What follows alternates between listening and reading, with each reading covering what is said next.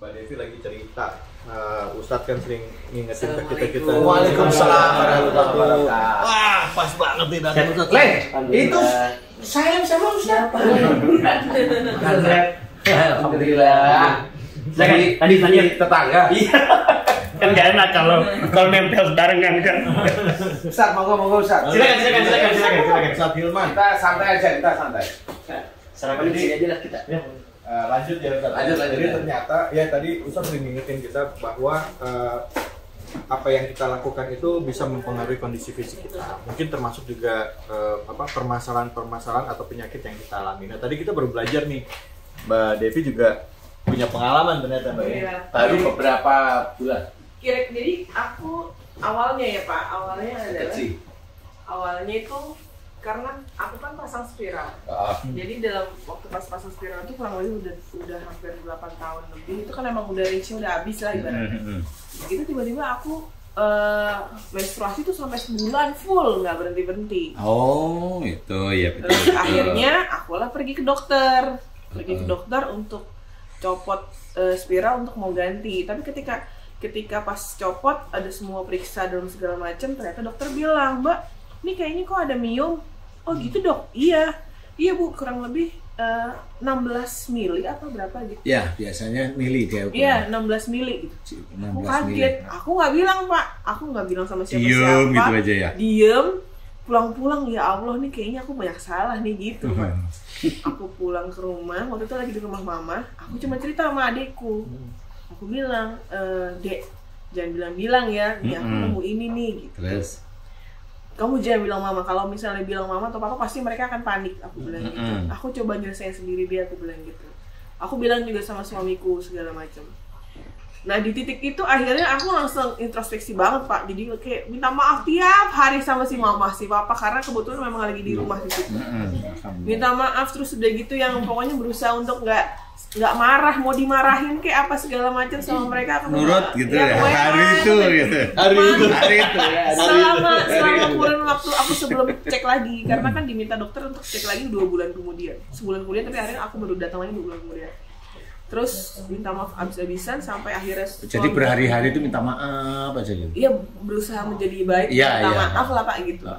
Sampai pokoknya hampir tiap hari dia kayak aku ciumin kayak itu mama, aku peluk itu papa. Sama mereka dia bingung ini kenapa sih ini anak gitu. Jadi waktu itu aku pas lagi nginep di tempat mereka, suamiku karena tugas di luar kota kan, suamiku balik, aku juga minta maaf itu baru kali itu aku merasakan minta maaf dan nangisnya tuh sampai bener-bener gitu. Itu nangis tuh kenapa sampai sebegitunya Mbak Devi? Satu memang tahu itu ada miom, yang kedua takut mati. Jadi itu udah nyatu. Aku ngerasa dosanya banyak banget maksudnya Pak. Nah, iya benar. Aku ngerasa dosa banyak banget. Terus dari itu, ya aku baru kali itu ngerasa yang kayak bertobat kalau aku tuh ternyata dosanya banyak sampai nggak pernah nyangka kalau ternyata aku punya gitu, aku punya miom. Terus setelah itu kurang lebih sebulan 2 bulan kemudian aku periksa lagi. Setelah periksa kata dokter harusnya di pap smear pada hari itu. Ini kok bersih Bu? Nggak ada nih gitu. Itu kayak langsungnya yes gitu kan. Alhamdulillah itu langsung kayak lega gitu. Memang aku nggak pernah bertujuan untuk menghilangkan miom itu karena aku minta maaf, tapi karena aku tahu aku salah. Sudah tahu sejak awalnya kan gitu ya. Jadi kayak miom itu sendiri menjadi kayak barometer bahwa ini ada yang kelebihan dosa nih kayaknya. Iya. Aku memang minta maaf bukan karena ini aku minta maaf bilang enggak, tapi memang aku tahu aku berarti salah banyak banget. Dan mungkin aku punya marah yang selama ini disimpan tapi nggak pernah ngomong. Iya, jenis miom itu marahnya yang diem. Iya. Ya alhamdulillah sih, abis itu setelah periksa semuanya bersih, kata dokternya juga bersih. Alhamdulillah juga sehat. Jadi akhirnya aku ya belajar ternyata emang ilmunya itu nggak salah. Iya emang ilmunya nggak salah ya. Iya. Walaupun dulu saya diizinkan oleh Allah Ta'ala tahu saya nggak perlu kena miom dulu. Dan bapak kan Kalau iyalah, nggak perlu harus kena miom gitu. Kayak Mbak Devi kan ngalamin kepalanya apa perineum apa ada nyium di badan kan Iya. di rahim ya, di rahim atau Iya, di rahim. karena hal-hal yang kecil juga mungkin ada juga yang ngalamin ya. Terus kayak saya juga kemarin ngalamin gitu pas iya Ustadz teman saya kemarin kan sering dengar Ustadz bilang setiap doa Ustadz kan selalu diawali dari Allah, ampuni dosanya, kekerasan hatinya, egonya apa. Tadi malam saya merasa kepala nggak tahu kenapa pusing gitu ya, sakit apa. Padahal udah 2 minggu udah kegeeran. Saya bilang sama istri, saya sejak baca doa dan sholat saya benerin minta ampunan, saya tertipin, saya menghambakan itu, coba buat mohon ampunan dari ujub ria segala macam. Enak badan saya 2 minggu nggak pernah ada sakit-sakit, saya bilang gitu. Alhamdulillah saya bilang. Pas kemarin sakit saya bilang apa gitu. Saya pikir lagi apa ya salah saya ya, apa ya. Kok nggak enak banget sholat maghrib nggak enak, isya nggak enak. Pas isya saya duduk, saya istighfar, ingat apa yang kira-kira omongan saya yang mungkin kena di orang atau mungkin saya sama lingkungan keluarga saya ada yang kayak perasaan gimana gitu, langsung istighfar, mohon ampun ya Allah, kenapa ya begini, istighfar ya Allah. Ingat kita sering kali ngerasa nggak ada dosa, itu yang ngerinya, ngerasa nggak ada dosa padahal ngomong bisa jadi sama orang bisa. Atau mungkin ada ujub di kitanya juga, cuma pas sudah istighfar mohon ampun ya saya ngomong bukan melebih-lebihkan, sakit kepalanya hilang aja gitu, hilang gitu. Saya bilang pas tadi pagi nyampe di sini saya cerita sama Ustaz, saya coba praktekin bahwa yang Ustaz bilang bahwa minta sama Allah, karena bisa jadi apa yang kita rasakan sakit yang gak enak di badan kita itu sinyal dari Allah bahwa ada sesuatu dari kita yang salah gitu kan gitu. Dan ya alhamdulillah qadarullah tadi ngobrol sama Ustaz, saya ceritain langsung, Ustaz saya praktekin gini. Wah langsung Mbak Devi cerita juga ya.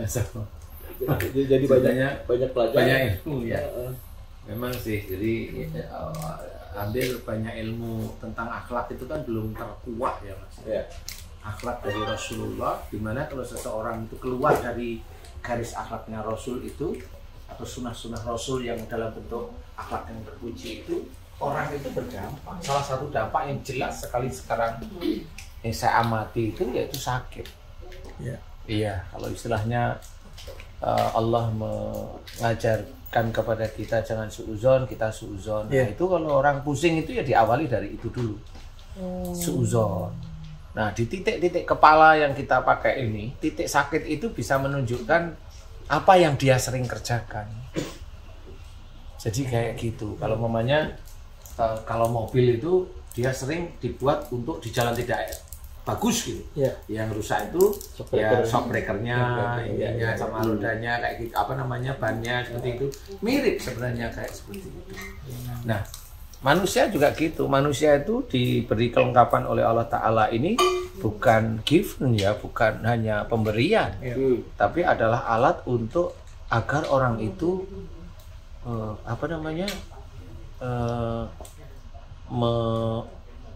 orang itu agar menggunakannya ada di jalan Allah.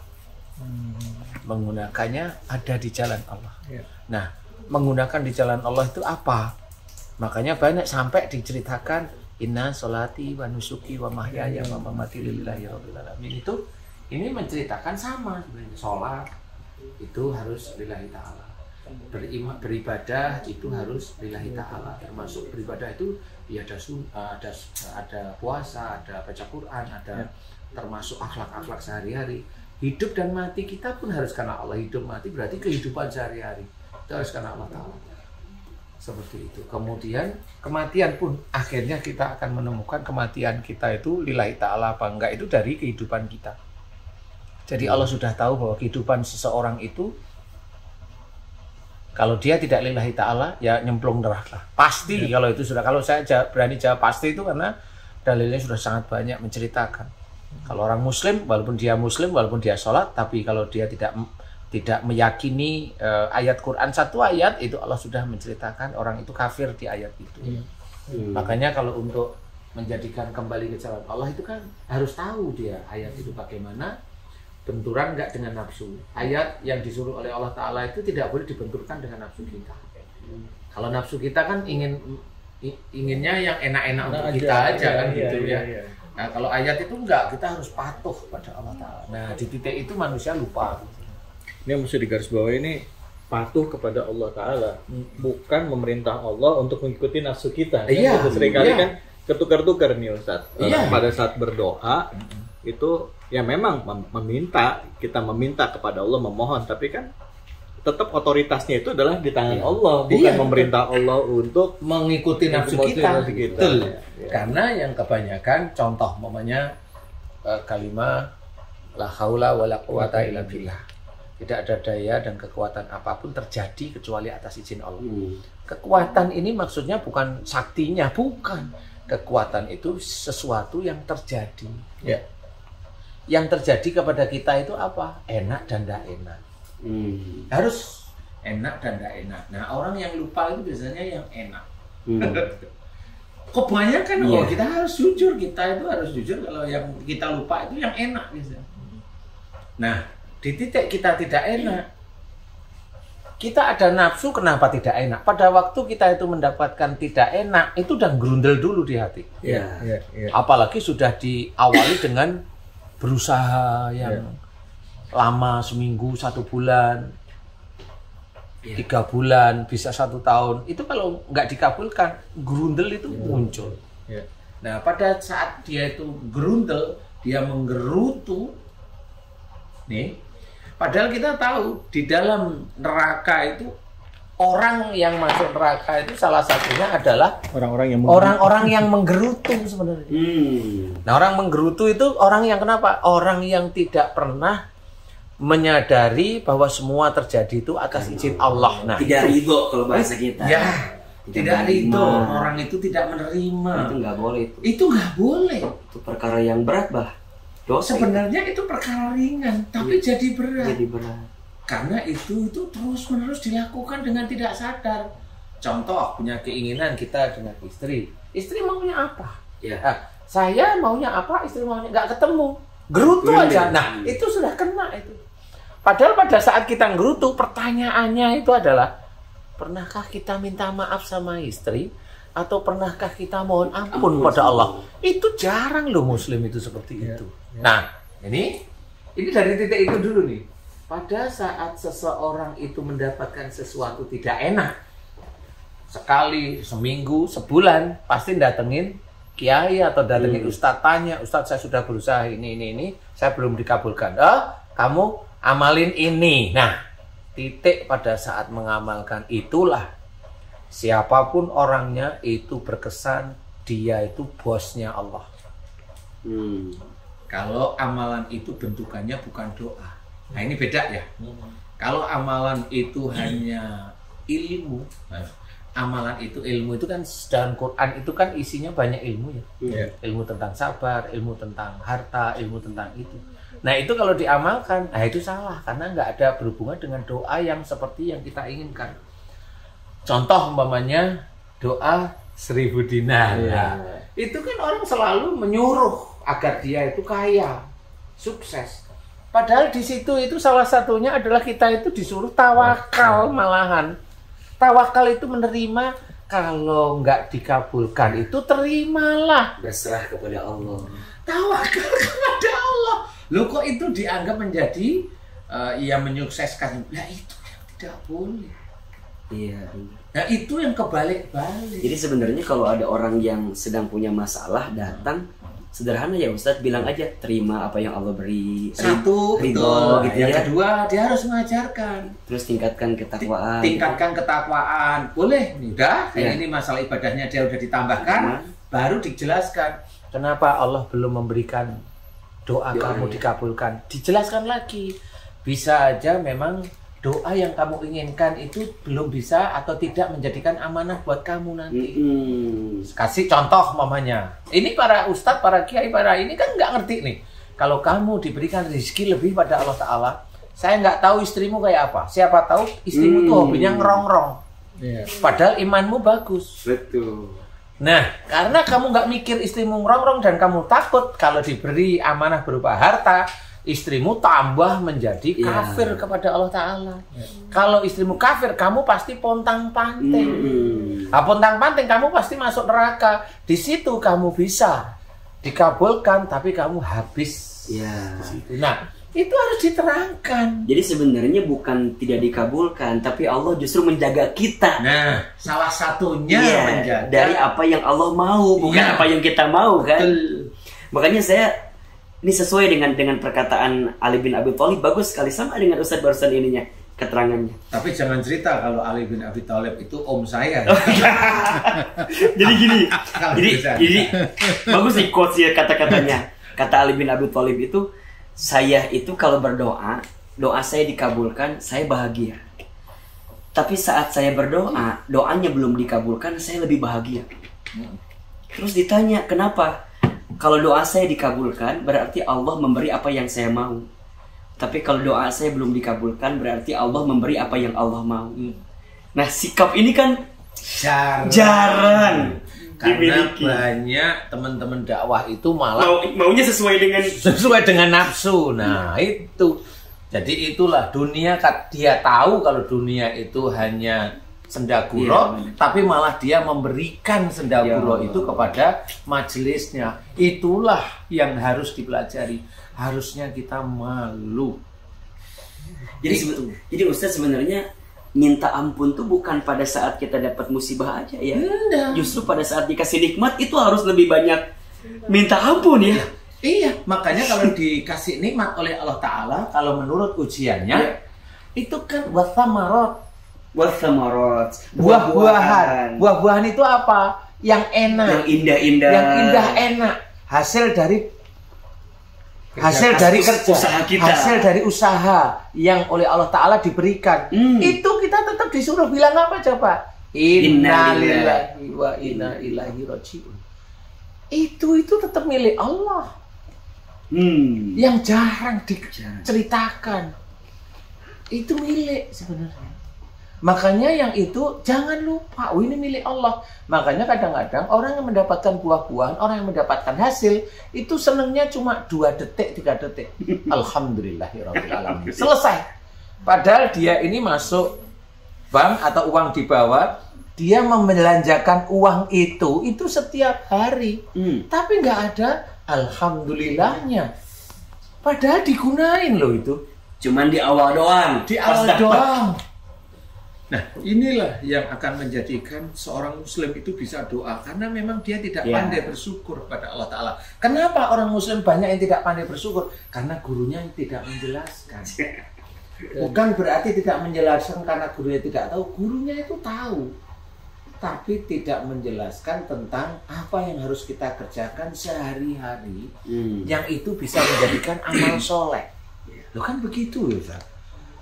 Untuk dalam mengamalkan alhamdulillah itu tidak hanya di mulut saja. Itu kan mengingat tadi dapat uang bulanan. Alhamdulillah. Setelah itu ngerti saya membelanjakan. Alhamdulillah ya Allah, aku engkau izinkan menggunakan uang yang uang ini sebenarnya kau berikan kepada diriku. Makanya kalau saya mengajak umat Islam itu di titik yang orang itu harus tahu. Orang itu kalau dia dapat rezeki itu dia bilang dari pekerjaan. Kalau saya, kamu itu salah sejak awal. Itu menuhankan pekerjaan. Nah, betul Ustaz. Kita di sini nih ya. Oke, kita sebagian mencari rezeki dari siraman kolbu. Betul ya? Alhamdulillah ya, betul ya. Tapi itu sebenarnya tidak semerta-merta dari itu. Contoh, kita dipanggil untuk mengisi siraman kolbu. Emang itu kekuatan kita? Enggak. Allah memberikan jalan kepada seseorang untuk menguji agar kita ngaji di siraman kolbu. Satu, ini Allah. Yang kedua, kita bisa dakwah di siraman kolbu. Kita keluarkan kepandaian kita. Dua, nih. Kepandaian kita itu bisa keluar dan bisa diterima oleh jamaah atau majelis atau taklim. Kepandaian itu milik siapa? Allah. Loh itu kan saya belajar. Oke. Kamu belajar yang kamu untuk hafalkan itu otak. Otak itu milik siapa? Allah. Ditambah lagi Allah nutupin aib-aib kita. Nah, itu kan sebenarnya harus kita pahami bahwa kita itu diselamatkan terus-menerus. Itu harus disyukuri. itu malu. Makanya kalau saya dapat rezeki itu dari pekerjaan saya, malu. Saya kalau dengar gitu tuh malu. Apalagi kalau teman-teman atau kita itu masih muncul di TV itu sombong, gaya, ujub, riak. Ya Allah ya Rabbi, apanya yang mau diucapkan semua kaki ini milik Allah. Kita bisa dari ruangan VIP ke panggung aja itu kaki ini kita gunain loh. Bismillah. Sampai sana itu juga alhamdulillah semua. Di sini tuh bersyukur terus menerus. Masih punya memori, bisa mengingat Masih aja ingat. alhamdulillah. Iya, Kalau masih udah bisa. dicabut sama Allah nikmat lupa, mengingat, nggak bisa. ayat Iya. nggak bisa, konsep kata nggak ngerti, diam udah. Ya, Memang betul. Saya itu sampai berpikir itu alhamdulillah saya bisa mengingat istri saya. Iya benar. Kalau lupa, Loh bukan lupa. Kalau mengingat istri orang lain malah ingatnya jadi dua. Untung kameranya nggak langsung balik lagi. Musik story harus masuk. itu juga perlu disyukuri Ustaz. Masih ingat istri kita. Iya, itu benar. Bukan istri orang lain ya. Saya melihat nggak, tapi ini memang sebelum bercanda, tapi ini jadi satu nikmat. Benar. Iya, Kenapa ini gini? bercanda tapi ini Ini bukan bercanda sebelum bercanda. Serius Ustaz. Iya, benar. Saya ada ngeliat orang-orang yang udah usia tertentu dia mengalami Alzheimer misalnya, lupa gitu kan. Itu lupanya nggak cuma lupa istri atau si istri lupa anak, tapi lupa konsep kata. Ngomong aja udah nggak bisa gitu kan di usia 80. Saya nggak tahu, nikmatnya kan sudah dicabut oleh Allah kan? Iya, betul. Tapi saya nggak tahu, saya nggak berani untuk membahas lebih dalam lagi nih, Ustaz. Karena pasti ada sebab dan akibat untuk akhirnya ke sana kan gitu Ya, kan. biasanya kalau Alzheimer itu rata-rata orangnya memang tidak pernah bersyukur atas nikmat Allah satu. Yang kedua biasanya orangnya cuek. Jadi dengan istri dia itu butuhnya apa ya istri? Alzheimer itu gimana sih Alzheimer itu? lupa. Oh. Lama-lama lupa. Kalau yang gini-gini itu kayak itu, nah kayak itu tuh, itu bukan Alzheimer. Tapi- itu gila keseluruhan. Jadi bintang tamu dong sekarang. Kita narasumber. Ya, enggak gitu, itu mah kesurupan. Itu namanya ortodok. Parkinson maksudnya. Enggak, Alzheimer itu ya kayak kamu itu. Ya kayak gitu lupa, sama suami lupa. Kan udah dibuang, kan lupa itu Loh kan malah dibuang. Makanya saya mancing loh tadi itu. Malah suaminya dibuang. Serem banget. Untung saya bukan suami kamu. Aduh, bahaya ini. Bahaya bahasanya. Jadi memang kenapa kalau dalam Quran itu diceritakan sangat sedikit hambaku yang bersyukur. Itu sebenarnya kalau kita itu ngerenung, kita nggak ngerti. Wih, bener ya, setiap hari kita itu nggak pernah bersyukur. Nah ini sangat sedikit. Nah yang sedikit ini yang hobinya memang bersyukur karena paham. Seperti Ali bin Abi Thalib tadi, paham. Dan itu kita amalkan mulai saat ini.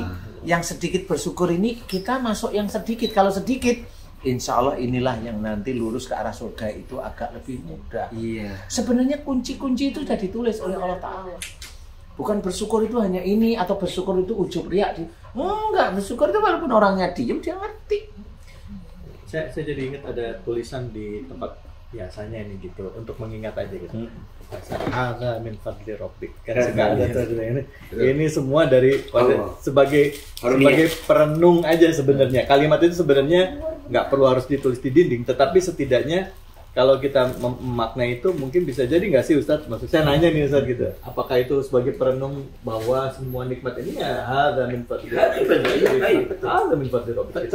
Bukan kita, bukan milik kita, Bukan, hadza iya, min fadli bukan rabbik. dari kita, bukan milik kita. Memang betul seperti itu. Makanya kalau istilahnya manusia itu siapa kok dia kok berani-berani nyuruh Allah mengabulkan kalau hanya cuma ngamalin seperti ini. Saya ketawa kok. Ya. Oh kamu Jibril, bukan kan gitu. Tapi kamu kok bisa bilang kalau dibaca ini sekian kali bisa dikabulkan? Mana? Kalau saya mau enggak. Kalau kamu orang tuanya Allah lah baru saya berpikir. Loh kamu kan manusia, makhluk yang belum tentu kamu itu bisa bersih setiap hari. Kenapa kamu bilang seperti itu? Hati-hati. Malah lebih bagus luruskan tauhidnya. Nah ini baru. Itu malah ada di garisnya Allah. Luruskan tauhid. Kalau tadi Ustaz cerita kamu cobalah banyak mohon ampun, siapa tahu doa belum dikabulkan Allah itu karena banyak salah dan dosa. Itu sudah benar. Cobalah banyak bersyukur karena kamu dulu sering diberi oleh Allah Ta'ala, rasa syukurnya nggak ada. Jadi Ustaz sebenarnya dalam doa itu dikabulkan atau tidak bukan urusan kita. Bukan urusan kita. Kita mah tugasnya doa aja. Tugasnya doa, karena yang berpahala itu adalah doa. Berpahala lagi kalau doanya itu doanya baik. Berpahala lagi kalau doa dikabulkan dan tidak dikabulkan, tawakal. Nah itulah tauhid. Bukan Allah itu harus ngikutin nafsu kita. Loh, siapa yang ada ngajarin di situ? Nggak ada. Saya baca Quran juga nggak pernah ada. Betul. Dalam hadis Nabi enggak. Rasul itu merendahkan. Lah kok kalau baca ini dikabulkan, mana? Kalau saya boleh cerita, coba dibacain tuh yang kena sihir, bacain aja sampai jeleteng mulutnya. Enggak bisa. Karena kalau memang nggak ada dalilnya benar dari Rasul aja, itu udah nggak ketemu sudah. Jadi sebenarnya tidak ada yang rugi orang yang doa itu, Ustaz. Enggak. Asal doanya baik ya. Baik, asal dan doanya kepada baik. Allah Dan ya. kepada Allah. Iya, betul. Enggak ada rugi. Makanya kan ada juga Ustaz di hadis itu diceritakan ya. Ada seseorang yang ketika di dunia itu biasa aja gitu amalnya. Dan sampai di akhirat ternyata dia dapat kaflingnya PVIP. Oke, saya jawab sebelum diterusin. Ya, sebenarnya orang bilang biasa-biasa aja karena yang melihat itu ngeremehin. Iya. Saya langsung paham.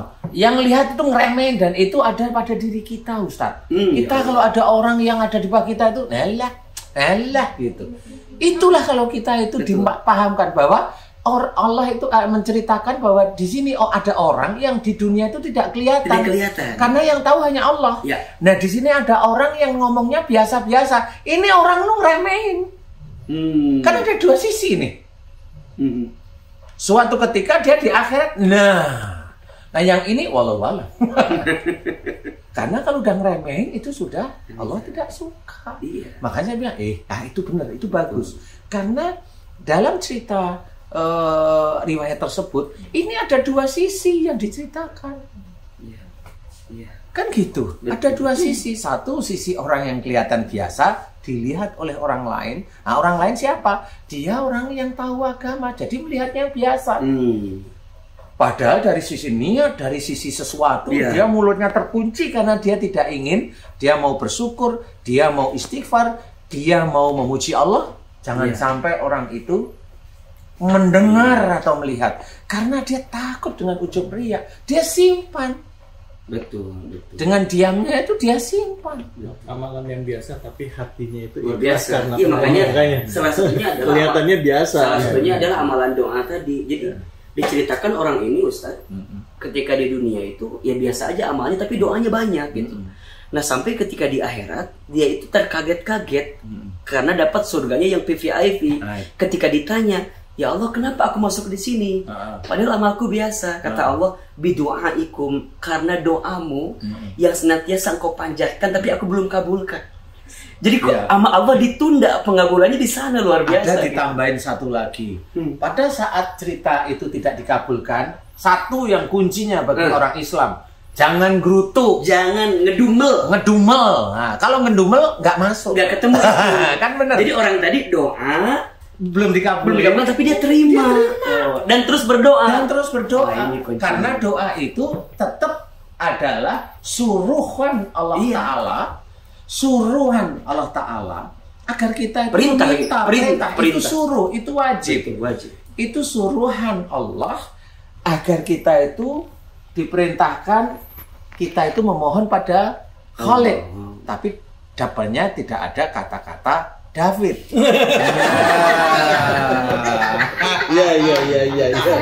Jadi serius. Jadi Ustaz, kalau ada orang yang benci orang yang suka doa, apa tuh kira-kira berarti? Orang benci orang yang suka doain. Sama seperti orang yang benci orang lihat orang sholat. Lah kan sama, itu kan diperintahkan. Iya, soal doa kan? Lah iya. Sama itu. Jadi orang nggak ngerti doa, biarin aja selama doanya baik, mau silahkan. Kalau saya, ya Allah, aku mohon padamu, ya Allah, berikanlah saya kerajaan seperti Nabi Sulaiman. Boleh saya bilang. Tapi lihat mukamu itu mirip nggak sama Nabi Sulaiman gitu. Lo kan gitu. Loh, saya itu nggak begitu. Saya itu bertanya juga. Emang kamu mirip? Ya. mirip itu maksudnya apa? Amal solehnya itu cukup enggak? Doa ya. Kan begitu, bukan masalah mirip itu mukanya begini. Kalau Nabi Sulaiman kali sama saya kali. Makanya Ustaz ya jangan meremehkan orang yang kuat doanya ya. Nggak perlu. Karena itu senjata. Iya. Karena juga ada orang yang betul-betul kuat doanya karena pingin nafsunya terpenuhi. Ya, kita juga nggak tahu. Oh iya betul. Di situ memang kita tidak tahu, tapi kita sebagai orang luar Ya udah. harus hormati. Karena dia berdoanya kepada Allah. Ya berdoanya kepada Allah. Persoalan dia itu nerima, dia gerutu, itu urusan dia sama Allah. Itu Saya menarik dari sini, Ustaz. Artinya Ustaz Danu ini bicara dalam level yang lebih tinggi lagi. Gitu. Lebih tinggi Artinya lagi. pertama ada tingkatan yang pertama adalah orang yang berdoa dikabulkan oleh Allah, Ya. gitu kan? Berdoa meminta kepada Allah. Yang kedua adalah orang yang berdoa tanpa ada tendensi apapun Ya. kepada Allah. Apapun jawabannya Allah, ikhlas billahi ta'ala. Ini level orang-orang yang udah bisa menerima. Dikasih nggak dikasih, tetap dia berikhtiar. Bahkan artinya ya mungkin selama ini David, saya masih ada di level yang paling rendah. Artinya meminta, mungkin masih ada nafsu. Karena ada sesuatu yang kita pengen. Ustaz. Ya, ini masih ada masyarakat boleh aja. Boleh ke Allah kan mintanya. boleh. Betul. Nah, makanya tadi saya jawab boleh. Betul. Asal normal ya. Normal. Ya. Pingin punya apart, ini normal aja kalau saya. Pingin punya pesawat masih normal. Betul. Nah, pingin kerajaan kayak Nabi Sulaiman, itu yang saya mau tanya. Lah, apa itu yang saya punya? Ya cuman nggak bolehnya adalah kita selalu meminta, akhirnya mempertuhankan hawa nafsu kita. Pada saat Allah tidak memberikan yang kita mau, Nyalahin. ya nyalahin. Kan banyak orang akhirnya iya. gitu. Kayak kemarin sempat ada orang yang datang di tempat kita gitu. Saya sering minta, sama udah sebulan ini saya sampai nggak mau sholat lagi. Iya kan ada.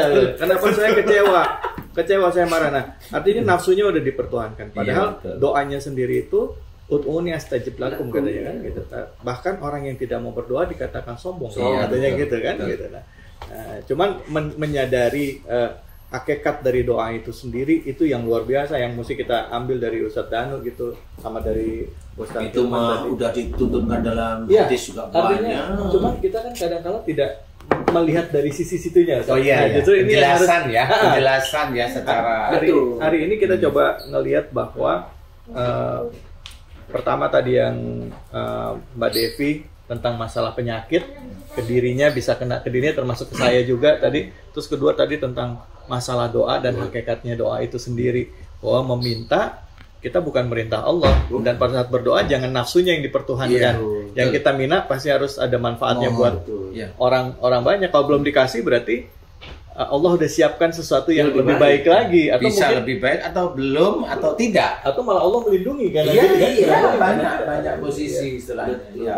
Iya, jadi Ustaz sebenarnya orang tuh banyak, mungkin ya termasuk saya ya, dikasih kesempatan berdoa aja itu udah sangat luar biasa ya. Ya betul. Jadi dikabulkan doanya mah atau enggak mah itu belakangan. Urusan Allah. Dikasih kesempatan kamu angkat tangan, mau ikutin mengaminkan doa itu kan udah luar biasa. Itu sesuatu kenikmatan. Nikmat, gitu, ya, kan? betul, iya. Bisa Tanpa doa. disadari, cuman orang banyak yang nggak bersyukur pada bab Titik itu ya, gitu.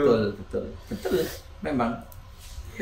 Ya, memang sehingga kayak kasus seperti kayak Mbak Devi diberi kesembuhan karena paham ada miyom, jadi ngerti langsung miyom itu saya jengkelnya sama orang tua. Ya, akhirnya diem merenung ngerti, kemudian minta maaf terus. Dan itu nggak cuma sekali dua kali, terus senyamannya. Jangan pas udah sakitnya hilang. Nah, ini ditanyain. Saya mau tahu.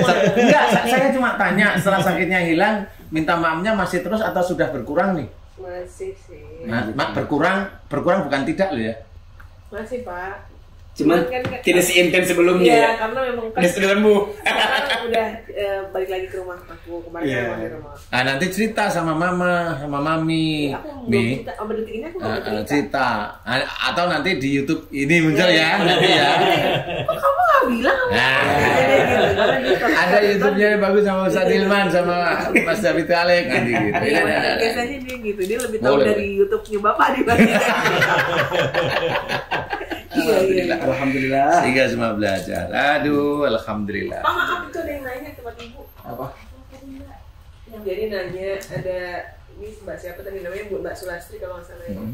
Pak Pak, kalau saya gimana? Saya udah 39 tahun. Itu dia belum pernah merasakan menstruasi. Kalau belum pernah merasakan mens itu, ini memang dokter ya. Tapi kalau saya jawab itu karena hormonal itu lucu. Tapi yang pertama, menstruasi itu biasanya untuk menjadikan sel telur itu kan matang. Nah, karena di sini ada sel telur yang tidak matang, sehingga peranakannya juga tidak bisa normal. Jadi matangnya sel telur itu ditandai dengan menstruasi. Kalau nggak pernah menstruasi berarti mohon maaf, ini Mbak Sulastri kan nggak ketemu dengan saya nih. Biasanya Mbak Sulastri itu dengan ibu itu tertutup, sangat tertutup. Ya, jadi nggak bisa cerita. Kalau mamanya kita ngobrol dengan ini itu kan bisa ngobrol, bisa ini, bisa ini. Nah, beliau nggak bisa, tertutup. Dengan ibu atau dengan bapak itu tertutup. Jadi kalau ada masalah diem di kamar seperti itu sejak dulu. Tapi kalau memang sejak kecil, saya malah bertanya nih, bisa aja ibunya Mbak Sulastri itu orangnya menutup dirinya dengan orang tua, khususnya ibunya. Menutup, jadi menutupnya gimana? Sebelum Mbak Sulastri lahir, ada dua kemungkinan. Sebelum Mbak Sulastri lahir, kenapa? Nih biasanya gini, dulu ibunya Mbak Sulastri, ini